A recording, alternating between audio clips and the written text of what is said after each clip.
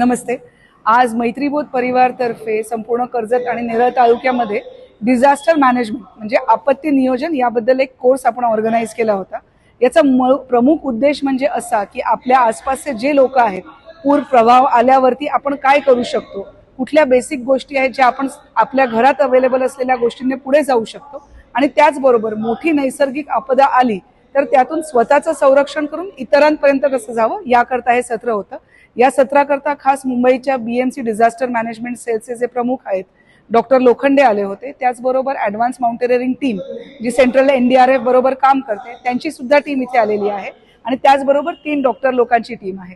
तर आता हे आपलं दुसरं सत्र आहे आणि अशाच प्रकारे बजरंग दलच्या सहयोगाने आपण संपूर्ण कर्जत आणि नेरळमध्ये अशी 8 सत्र पुढील काही दिवसात घेत आहोत। आमचा फक्त एकच हेतू आहे की आपत्ती येण्याआधी जर आपण तयार असू तर आपत्तीला आपण नक्कीच चांगलं सामोरे जाऊ। धन्यवाद।